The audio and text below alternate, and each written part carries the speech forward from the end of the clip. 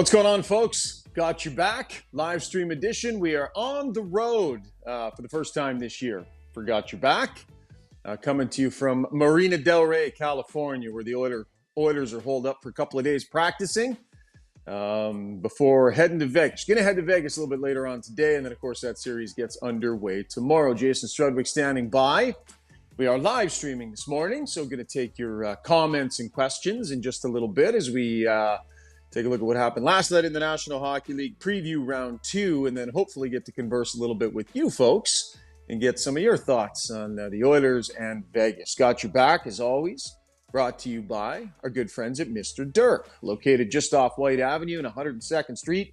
Mr. Dirk, your one-stop shop for all your clothing needs.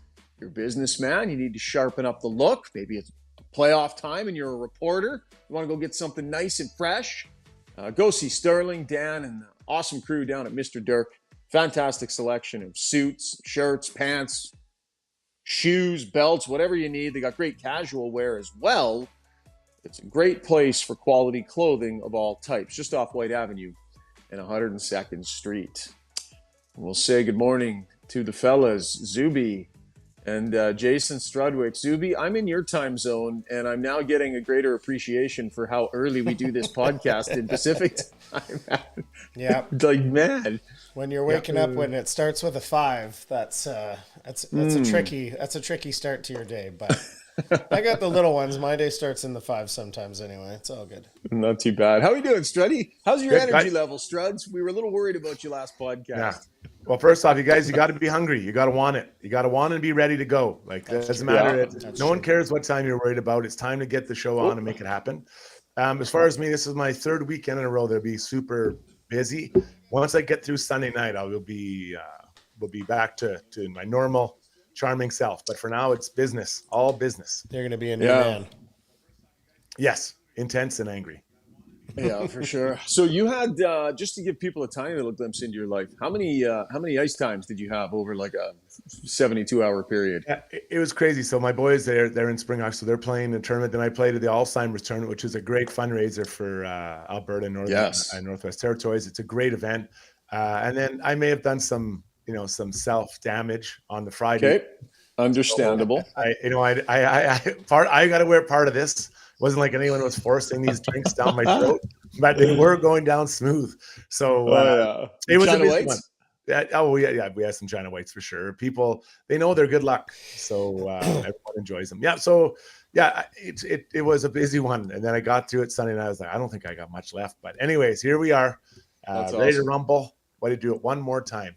Yeah, sounds good. Well, Zuby, I know you're going to be taking people's comments on the stream here in our takeaway segment. We'll do the same thing we've done the last few podcasts. We'll just get some listener and viewer comments. If you have any questions for Struds or I or Zuby about what's going on in the next round or anything to do with the Oilers, by all means, fire them our way. So we'll get to that in a couple of minutes. Rangers Devils last night, Struds. Holy smokes, did the New Jersey Devils ever put an exclamation point? What a series. And what a game last night in a big moment for the Devils. I was kind of in and out of this series. You know, I like the way I love the Rangers, and I watch. You know, the Devils have a fun way of playing, and so I was kind of in and out. I watched a bit of the first game, and then I kind of got away from it for the second, then back to it, and then last night I watched the full game.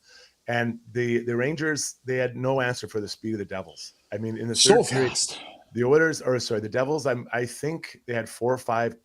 Odd man rushes and on which they scored 3-on-1. And the Rangers maybe had 1 or 2 good chances in that third period, but the speed of the Devils was way too much. You know, some of the players that the Rangers brought in, they looked slow, and they definitely deserved to win that game and that series. And their goaltender Schmidt kind of stood up after a tough game 6. So a lot of good things for the Devils. And now you move into Carolina. Like, that is just going to be a track race back and forth. That's going to be kidding. It's going to be so fast. So we'll get your opinion in a minute. Zuby, what do you think of the Jacob Trouba hit on Timo Meier there, buddy? That was like, holy smokes, was that a big hit? Yeah, I'm glad you asked me. I know that I saw somebody, I think maybe Martin Biron breaking it down last night, saying principal point of contact being the head is to the letter of the law, and the rule is allowed if it's unavoidable. I guess what I would come to is like, I guess it's a clean hit, but I don't need that hit in the game for me to enjoy the game. And someone's going to get really hurt, like, and someone could die. Honestly, like it's a scary play, and my enjoyment of the game is not predicated on having hits like that in it. I don't need it. I like the speed, the skill, the scoring, the big saves, a little bit of contact. I don't need that hit in the game. That's how that's I interesting. feel about it. And that's bringing the fan perspective. Struds, what do you think? What do you make of that whole thing, man? Because that's old time hockey. That is a monster. That's like Scott Stevens on. Yeah. It is, was it Paul Correa type feel to it, or even Lindros a little bit? Like, what do you think, Struddy? Yeah, I'll actually have an opposite opinion of Zoobs. I love that hit. Player coming across the middle with his head down, another player. I mean, that's a skilled play. To be able to hit like that, if it was easy, everybody would do it. But it's a very difficult hit to have. I thought his arm was down. It was, his head did hit his shoulder, but it was his shoulder. And, he's down low. Like, there's got to be contact in the game, and I think people enjoy it. I know I loved it.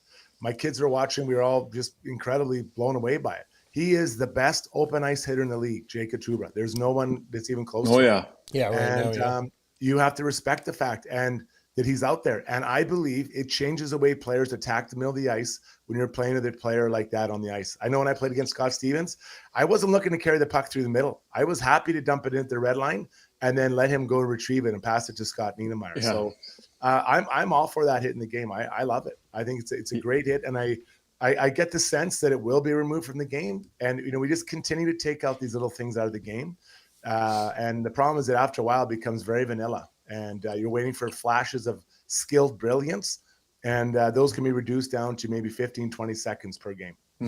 Yeah, listen, I mean, clean hit by the letter of the law.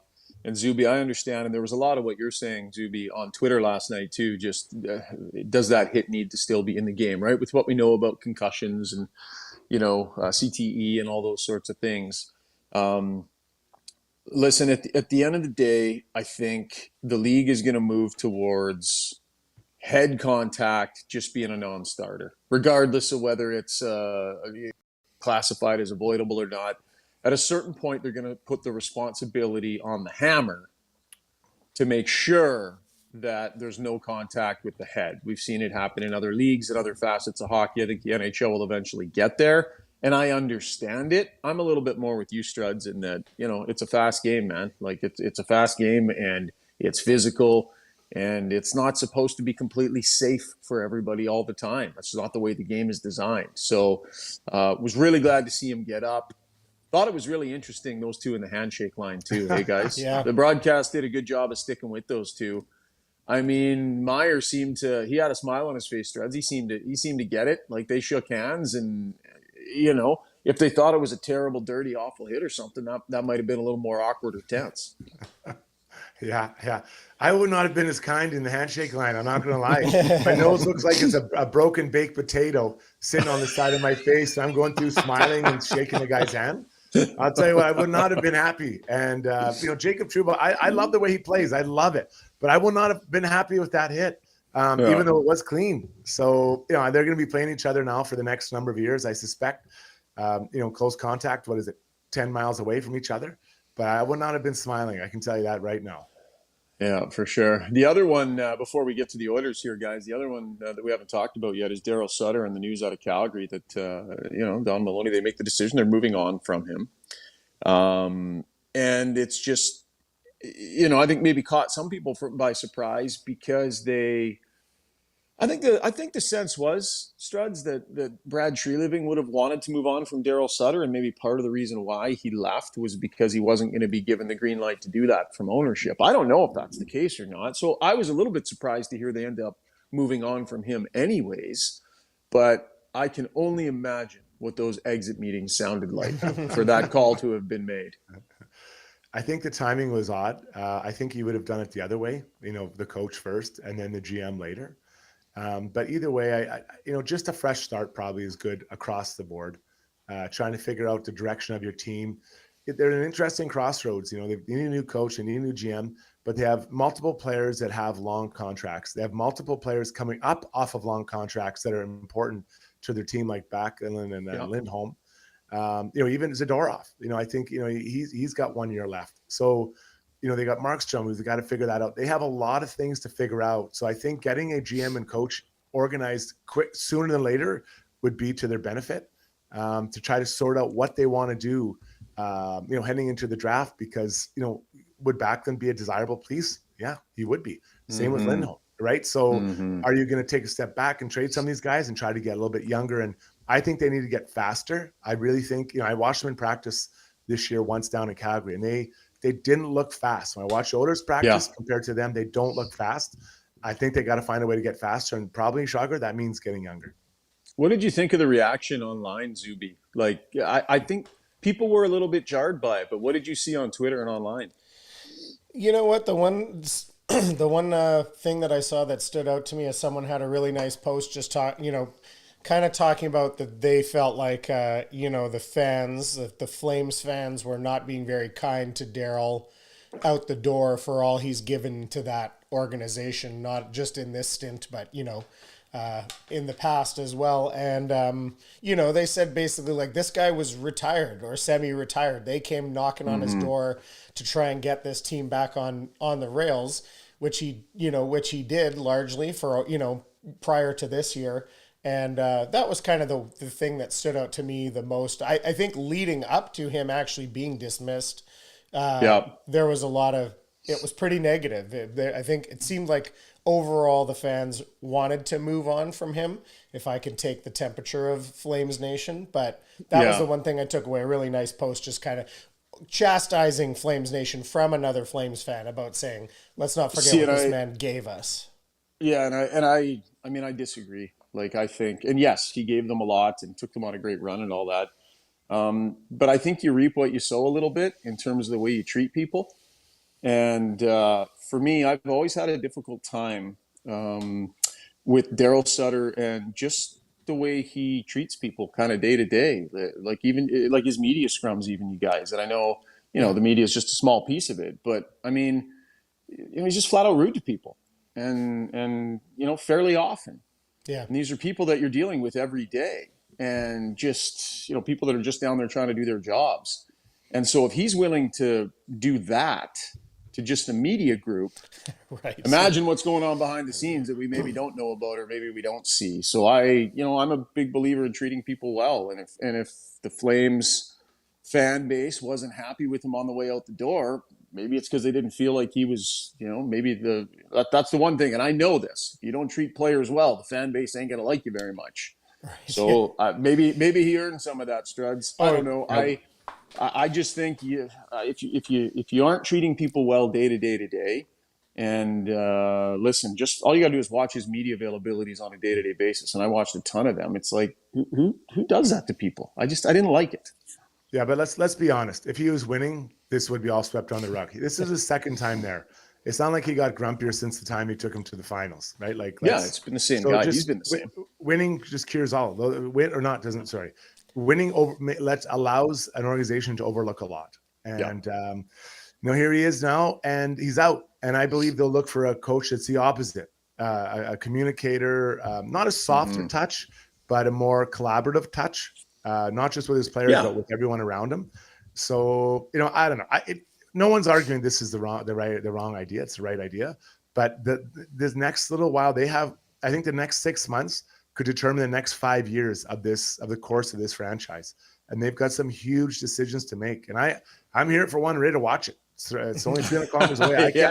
I can't wait to see. I mean, we've seen this in Edmonton. These are huge moments, right? Like they've got a lot of contract issues that don't line up, and the ages and the numbers and guys coming off of like Huberdeau a half season. Like it is a lot of pieces to put together. Whoever takes over, like if Craig Conroy gets that job, he's going to have a lot of work to do in his first year to solve this, because you can't bring back everyone. You need to get younger and faster, but you also want to be competitive when you're 300 kilometers away from the Oilers. So man, tough day for that franchise. Gives them a nice timeline too, with a new building potentially being put in place here. You want to be good for when the new building opens. You want to be competitive, and so they'll have maybe a little bit of runway Yeah, exactly. Okay, enough about that stuff. We got a playoff series to preview. Zuby, we'll chat with you in the next segment. Time now for the breakdown, brought to you by DLR Vinyl Products. They supply absolutely beautiful, maintenance-free fencing and decking. If you've always had that wood fence or deck in your backyard and you know it's getting time to replace it, give some thought to going with maintenance-free from DLR. The beautiful thing about this stuff, and I know because I have it, is there's no sanding, no staining, no painting, none of that maintenance that is required when you're dealing with wood products. It goes in once, it goes in beautifully. It's fantastic stuff, looks great. And you just don't ever have to worry about it. So that's DLR Vinyl Products. They've got locations in Calgary and in Edmonton as well. So encourage you to check them out. Struddy, a couple of days of practice down here in LA for the Oilers. What do you make of them staying put for a couple of days? I mean, the series was over. Probably had time to scoot back home for a couple of days. But it's 2 more flights you add to the mix. And they just decided to kind of pit in. And how they practiced yesterday, they won't today. Pre-game skate tomorrow, and then series time. So I don't know. Is it good sometimes to kind of hunker in as a group and prepare on the road? I do like it. Yes. Unless you were going to fly home Saturday night after the game, which would have been a late one. Yeah. Flying home Sunday doesn't make a lot of sense because you got to fly back Tuesday. So essentially you're flying back for 1 day. And I realize they're not flying to Florida. So it's a 3-hour flight. So it's not awful, but I like it. The guys had a complete day off on Sunday. Sounds like they went down the beach and walked around a bit in the pier and just kind of relaxed, right? Just kind of take it easy. And then they get back after it on Monday, practice. I'm guessing a couple meetings previewing what it's going to look like against the Vegas. I'm guessing today would be, again, maybe some meetings of some kind, kind of getting your mind wrapped around what's coming, and then hit the ground running tomorrow. So, yeah, you know what? I do like it. At first, I was kind of a little bit surprised, but then, you think of the timing of it all, and it makes a lot of sense. Yesterday at practice, showed up there wanting to see what Jay Woodcroft would show in terms of his lines. And what we saw, Struds, was basically the same thing that he finished the series against Los Angeles with. That was McDavid and Draisaitl on a line together with Evander Kane. We speculated at the end of the last series. We wondered, what would he do, right? Do you go back to what worked so well for you during the regular season, which was those two on separate lines? And in 3 of the 4 games against LA or against Vegas, he had those guys on separate lines. Of course, as we know, they got 7 out of 8 points against Vegas. Or the momentum that you finished the LA series with, do you just pick that up and keep moving right along? If that's the lineup that you're comfortable with, if that's the lineup that's winning you games, conventional wisdom is you don't change a winning lineup. So he had them on the same line yesterday. We also know he's not afraid to throw a little misdirection in there sometimes. My instinct is they're going to start the way they finished. But what do you think? Yeah, I think that's your gut is probably right. I would start with them separated. I'd probably go back to the same lines we saw, assuming Mark is healthy. Okay. The same lines we saw to start the start the series. And this is why the Vegas Golden Knights presents a different challenge than the Los Angeles Kings did. The Kings had 2 elites defend, like 200-foot centermen, right? In Kopitar and Deneau. And they're both very, very good. And Kings are a good team. They're going to be good for, I believe, a number of years moving forward. With the Vegas Golden Knights, their centers don't present the same challenge. Chance Stevenson's a very, very fast skater, produced really well in the first round alongside Stone. That's a good duo. And then you got Jack Eichel, who is also a good player. And then Willie Karlsson. But none of those 3 defends or plays like Kopitar or Deneau. So I'd rather have one of my 2 big guys out there, 2/3 of the game, 5-on-5, because they're split up on different lines, then kind of build lines around them and say, okay, guys, we're very comfortable. We don't really care about the matchup. Like if you're the Oilers, forward versus forward line, I don't think you're really too worried about those matchups, especially in your first 3 lines and maybe your first 4 if Bukestad is centering your 4th line. Now, defensively, you might have a different, pairings and all that, but that's why I'd go back with splitting those guys up. Okay, but at the same time, I'll challenge you a little bit because you've made it clear in the past that you don't love the idea of changing a winning lineup, right? Why mess around with a winning lineup if it's going well for you, kind of, and if you believe you are the superior team, then it doesn't matter so much about what they do. It doesn't matter so much about it's if you put a configuration together that works for your group, it shouldn't matter. You can just roll them out there. So you risk changing a winning lineup And listen, I'm not saying I disagree. I'm just playing devil's advocate. But what would you say to that viewpoint, Struds? That why mess with a formation that works? Yeah, so I mainly just talk about changing players in and out after winning a game. Changing within the lines, I don't think is really that big a deal. That doesn't bug you as much, opponent to opponent. Players are accustomed to it. It happens mid game. It happens mid period, right? Like it's not a big deal. Yeah. But I think that for this series, you've got to look at what the challenges Vegas brings. I don't believe their goaltending is anything that you're really going to be too concerned. Brossois played well, and he's rebuilt his game, and he's been good since he rebuilt his game. But I'm not sure, does he have the depth of experience to take this into the second round against a team that's going to score? I think that'd be my concern if I was Vegas. Their D is good. Their D is very good. Pietrangelo, Shea Theodore, Whitecloud, Martinez has lots of experience. In fact, I think he scored a series clinching Stanley Cup goal, if I remember. But they have got good D, and they've got some speedy wingers. So when I'm putting my lineup together, I'd like to have one of my two big guys out there more than less. And I one of the things I believe will be a challenge is the Oilers D better be ready for a forecheck and speed off the rush that we didn't see consistently against the Kings. I believe this series will look more like game 3 and 4 the Oilers had versus the Kings in LA than any of the other 4 games that we saw them play. Interesting. I think starting them apart is fine. I think that they're comfortable enough in that formation. And I do agree that it's not like you're swapping massive pieces in and out of the lineup. The other thing, too, about starting them apart is to me, it's a better place to start. Sure. Because then if things don't go the way you want, you've got your nuclear option just sitting here in your pocket, right? You're like, oh, it hasn't gone well. Right. Boom. And you just drop those two on the ice together, right? As opposed to starting together. And if they struggle or if they're not finding it early, now what do? You're pulling them apart and hoping that they can find more scoring chances and skill plays when they're not out there together. So I like the starting point separated because then you have something really quality to go to next. But that's not what he showed in practice, which is interesting. Right. If he starts the series with them on separate lines, but he practiced with them together, it just shows you that from a misdirection standpoint, he was concerned and wanted to throw some misdirection out there. But I like having that option in your hip pocket. Yeah, that makes a lot of sense. And I can see that. And, maybe it energizes them when you bring them together mid-game.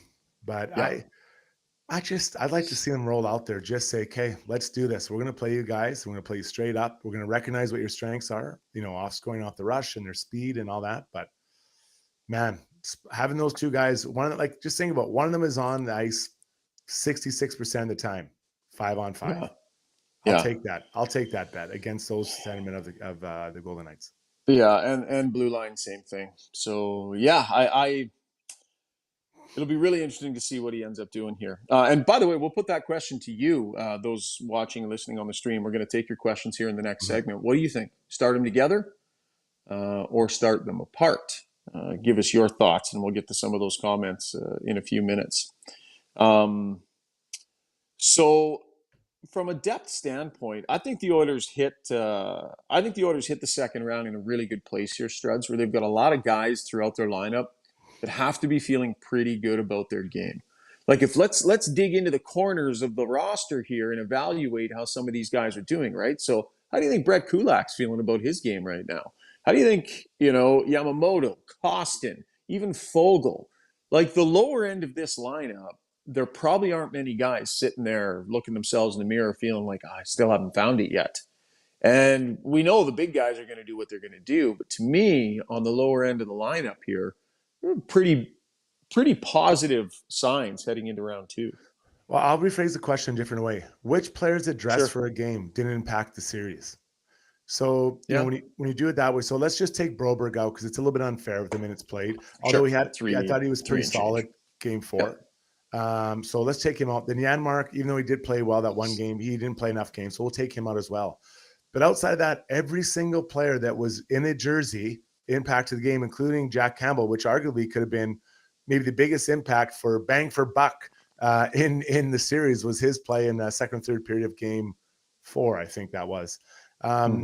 but I was kind of going through the team, and you talked about Yamamoto's huge goal, or some of the different moments that Vinny Darnay had. I think the two guys that might be a little bit frustrated would be Nugent Hopkins and Fogle. I thought Fogle had an amazing series. I couldn't believe when I looked at the sheet and he didn't score. Right, like in my mind, I know I didn't see him score, but in my mind, I thought, okay, this guy scored. And I know scoring isn't always the perfect measurement of how a guy played, but he didn't score, and I was surprised by that, and I thought he played well. And then you go to Nugent Hopkins, who helps in so many different ways, hit a couple posts, but didn't score as well. So I think those two guys, they could probably be saying, oh, man, I got to get on the score sheet as a goal scorer, right? But other than that, and that's kind of splitting hairs with those two guys. But everybody else had an impact in this series. Bukestad, Kulak was elite, especially in the middle of the series. All 4D had good moments. Skinner had good moments. You just kind of go through the whole team. Everyone had a moment. So I think that, when you go through a series, you want to be able to say to your teammates, I contributed. I think everyone in that lineup that dressed, and for significant minutes, again, I'm keeping Broberg to the side. I thought they all did. Ryan Nugent-Hopkins may be the one to check into the series in a way that's reflective of, what he meant to the team during the regular season. He was so good and just had an unbelievable season from a point production standpoint. And so it'll be interesting to see if in the second round he can, at even strength, apply himself a little bit more and see if there's a little bit there offensively from Nugent-Hopkins at even strength. But as we know, he's an important part of the power play, the penalty kill as well. So I'm not saying he wasn't good in the first round, just maybe not quite to the same degree that he was during the regular season. Okay, that was the breakdown. So let's get to comments from the stream. So Zuby, you can reappear inside our little fist there. And I know you've been sort of tracking what people have been sending our way. And we'll get to our takeaways segment. That's brought to you by Sherwood Buick GMC, the big, beautiful dealership. Just on the left-hand side off Baseline Road on the way into Sherwood Park. They make the buying process really friendly, really easy, streamlined, because they have vehicles for you to test drive, right? They actually can get stock. A lot of places are having trouble with that right now, but Sherwood Buick GMC has the vehicles that you're looking for, whether it's an SUV, a car, beautiful Sierra 1500 that's redesigned. I've got the Elevation trim, and it's fantastic. Go see Phil and the crew at Sherwood Buick GMC, just off Baseline Road on the way into Sherwood Park. Zuby, how are we doing for comments this morning? What are people wanting to talk about, friend? Oh, we're doing well. We've got a few good questions. It's kind of two things here, and I'm going to lump them together because I think they sort of go together. Peter Lavalley asking 12-6 or 11-7. Thoughts on any line matching Vegas might try to do. We talked a little bit about that about Mark Stone in the last episode. And then let me just add to that. And then Wayne and G says, if Janmark is ready to come back in, who would come out? Would you mess with the current winning lineup? And that kind of ties into 11-7 or 12-6, I would imagine. Yeah, Struds, if Janmark is ready to go and he was practicing again yesterday, is he a good enough player to just add to the lineup and pull Broberg out? Or do you like the 11-7 formation and think that's the way they need to stay? Yeah, I'm going 12-6. I'm taking Broberg out. He got to play 5 of the 6 games. His minutes played weren't huge, although, in the moments he did play, I thought he had some decent moments. And I look forward to see when he can be moving forward. But Janmark is a really good player. I think he helps your penalty kill, an area that I think the Oilers really need to take a look at. Their penalty kill was not great in that first series, and maybe Janmark not being there makes a difference. So I want Janmark back in there to help kill penalties and to bring that percentage up. And so I'm going 12-6. And if in the middle of the game you decide you want to get those other guys more ice time, you just drop somebody, right? Like that's the game. You just make it happen. I waiting for an injury to happen on the back end. So for the reason you want to keep 7, I'm not sure that's really the way you want to work. But I will say this: there might be a time where Broberg could play over Darnay because this can be a very fast series. I think that's something we should be keeping an eye on. Yeah, it's a good point. In a certain type of series, maybe. Now, the one thing that Darnay is a specialist at that Broberg is not is the penalty kill, and that's really important. And I can't see them watering down their penalty kill in any way during the postseason. So I don't know. Actually, I'm going to call it right now. Unless something goes terribly wrong, I do not think we'll see the Oilers in a 12-6 formation with Broberg in instead of Darnay. Right. I Good think point. he's that valuable on the penalty kill. But we will see. But I like your point, though, Struds, in that if you like the fact that they can move a forward around the lineup in the 11 and 7 formation and kind of get some of those mismatches and Draisaitl out with Costin and Yamamoto, they can do that anyway if they want to with 12 forwards. You just rotate somebody out. So it's doable. All the benefits of it up front are still available in that 12-6 formation as well. Zuby, what's up next? Cole Smith talking about he's liking the Oilers' depth scoring thing. It's the best it's been in years. How will that play a pivotal role in this series? How does the Oilers' forward depth compare to Vegas, in your guys' opinion? Struds, go ahead. Well, I think guys like Carlson on the third line, like that's pretty good third line production. I don't know that the Oilers have that guy sitting on their third and fourth line. But I think they have a collection of guys that can score timely goals. And I'm looking at Costin, I'm looking at Yamamoto.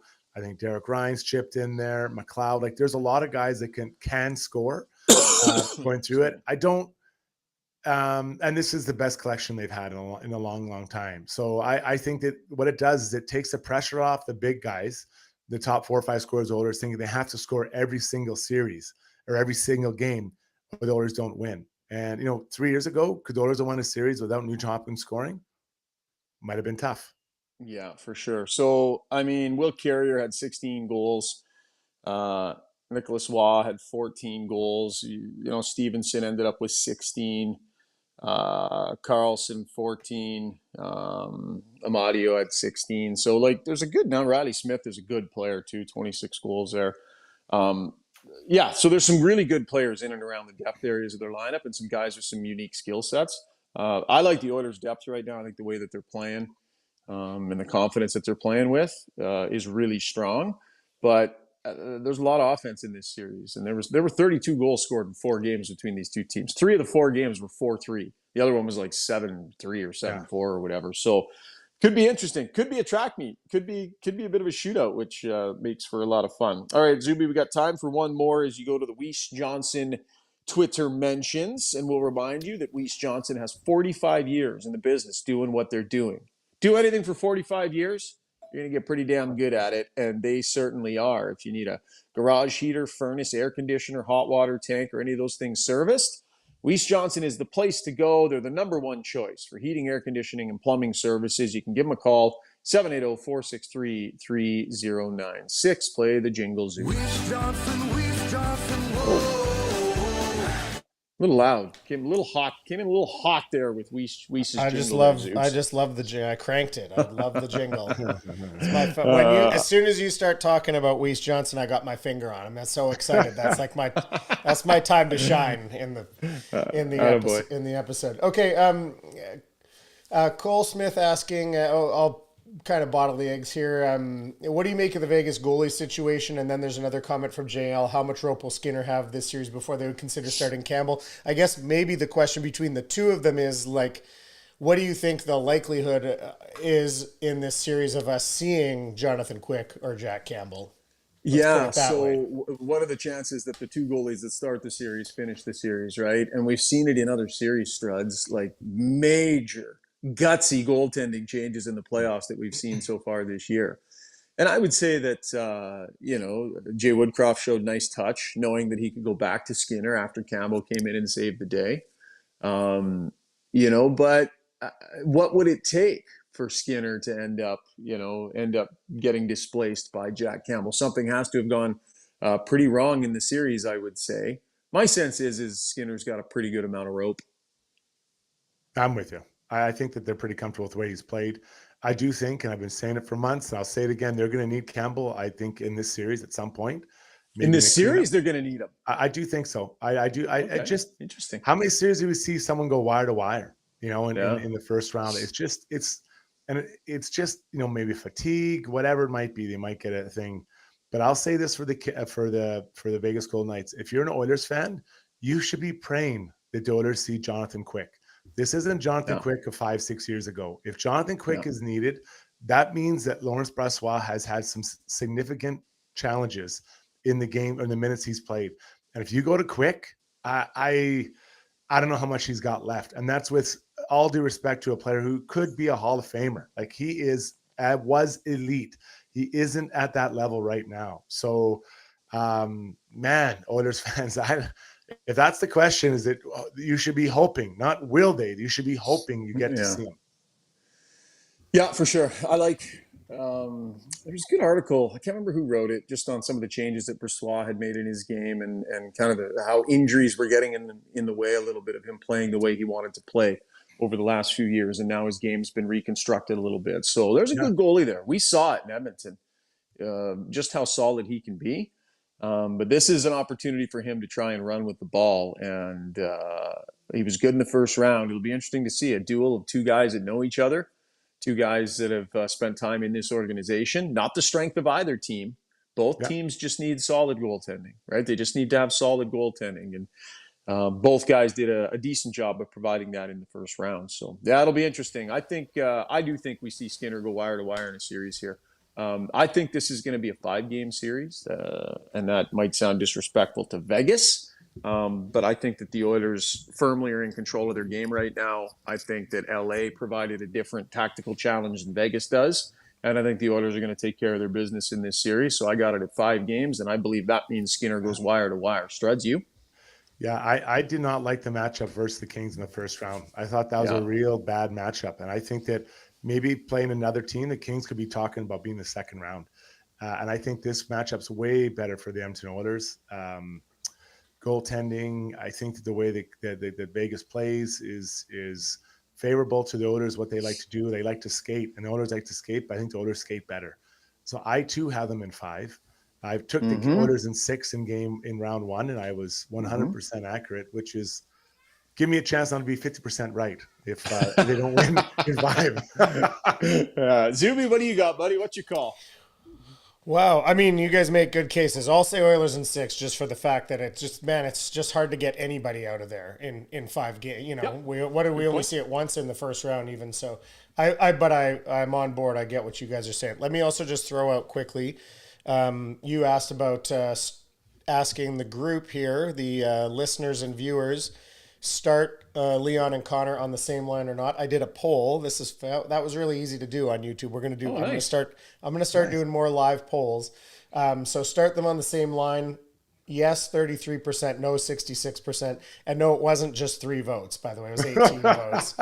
Nice. There we go. It was 18 votes, but that's where we landed, and that was just in a short period of time. And also quickly, Ryan, one quick comment on Twitter from Rem saying, legit, Ryan is like Clark Kent with the hat and the glasses. He's unrecognizable.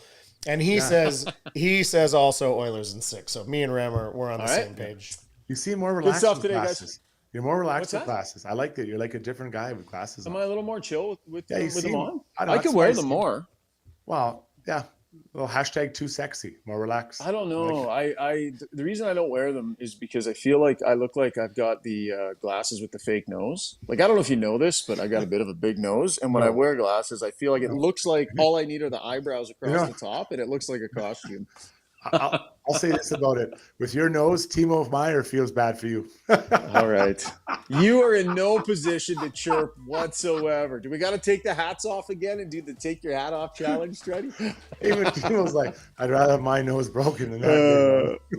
Hey, Zuby finally rolled the music on time. Attaboy. You sensed the podcast Miracle. was coming to an I end. felt it. All right, Yeah, Struds. I could feel it. Struds, you got to run kids all over the place. We'll let you rip, man. Great job. We'll chat with you guys after game number 1. Big thanks to everybody for joining us here on the stream.